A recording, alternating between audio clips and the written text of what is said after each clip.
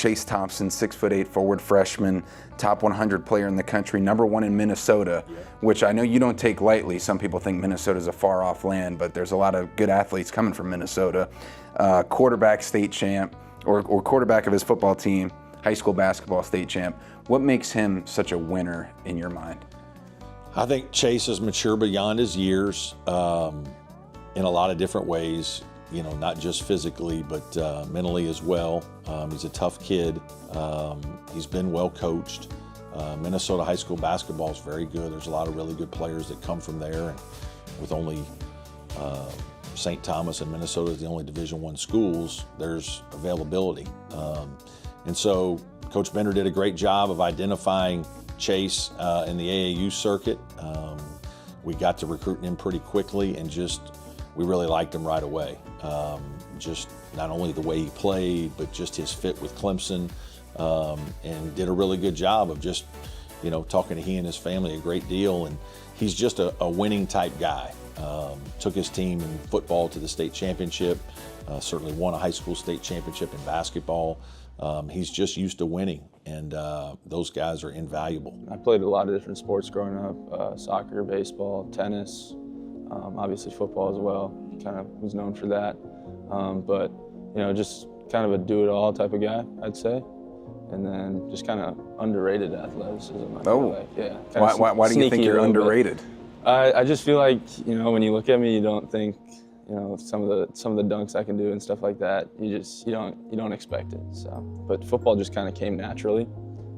Started playing, you know, obviously recess growing up, but really started playing football kind of after COVID, and just kind of, I earned the starting role as a sophomore.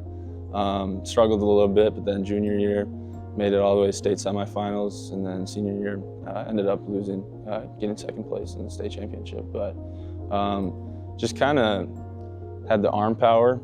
Started with baseball, but yeah, just kind of naturally came to me, I guess. You know, but I never really worked on it outside of the football season. I always told my coaches, like, you know, once it's football season, I'm a football player, and then as soon as that last game is over, you know, it's basketball time. And so you were the starting quarterback for 1 year? 3 years. 3 years? Yeah. Yes, oh sir. my gosh, good for you. Thank you. So you really picked that up quick. Yeah. So yeah, what allowed you to pick that up definitely. so quickly? I think it was just the amount of sports I played, you know, just the athletic ability from all the different sports, the footwork from tennis, all that stuff, and then the throwing ability from baseball.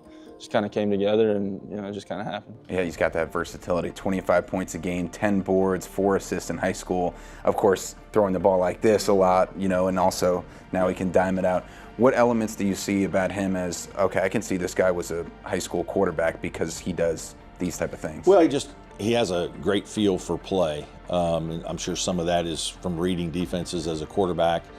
Some of it is just having a natural feel for basketball, but he's a very good passer.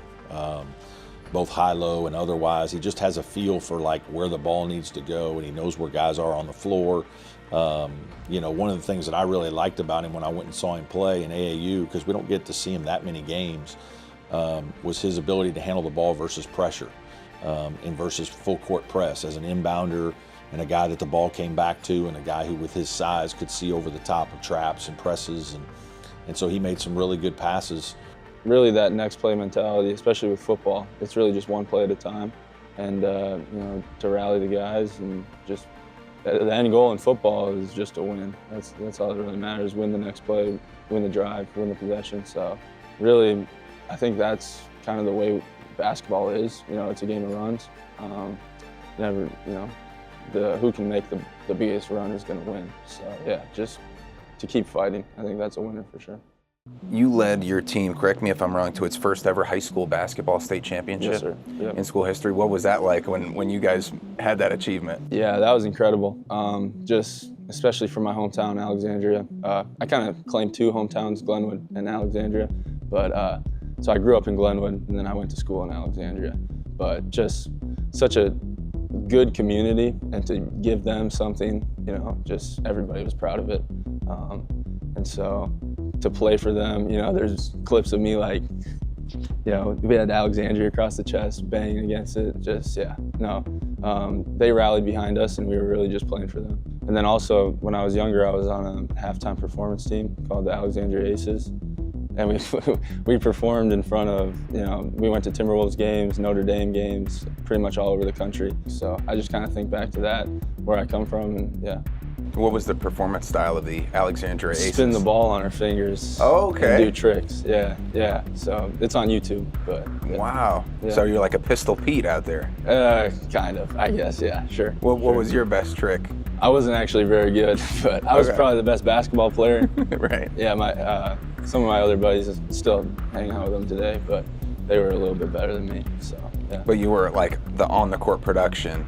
They might have needed the credibility of a real ball player out I there. guess, yeah. Okay. Yeah. I can still do the tricks. Yeah, I show some of the guys sometimes. What were some of the other tricks in addition to that? Like a backward somersault while spinning the ball, and then it's called the around the world. It's like the first trick you learn, but yeah.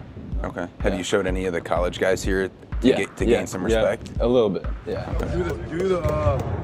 Give me one. Turn. Yeah, there we go. They're usually pretty impressed, yeah. Okay. Yeah, no, so, yeah, a little party trick, I guess.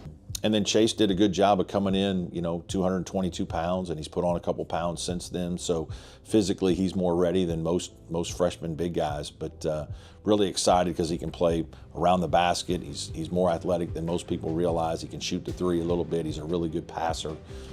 Just has a good feel for basketball. What do you think your contribution to the team is so far and can continue to be as just a freshman? Just my mentality. It's kind of like a reset, I'm back to being a freshman, just trying to contribute in any way, shape, or form. So really, that mentality that, what happened in high school, it really doesn't matter anymore. I think right now, just trying to impact winning in any way, whether that's being an energy guy off the bench, maybe coming in, playing good defense, seeing what I can do offensively, just that versatility. I think he's going to have a really big career for us. It'll be interesting to see how he does. He's got the opportunity to learn under some other good big players this year. Certainly Nick Davidson seems to have taken him under his wing a little bit, RJ Godfrey. Those guys have been very helpful. I try to pay attention to them as much as possible, listen if I overhear a conversation or something, but really it's just their preparation, how they get ready for the game. And then one thing I take from RJ is like his passion for Clemson basketball. It comes out pretty much every game. But really, it's just guarding them every day. It's made me a heck of a lot better, I'd say. How important is that passion or that loyalty to a program or that fuel that you feel when can be so transactional with guys moving around and, from older guys who've been there before? Like, how do you think that influences winning? I think it's everything really for winning, especially, to have a core group of guys. The fans know them, the fans love them, and it really just brings everybody together, and the main focus is winning, and it really redirects that focus.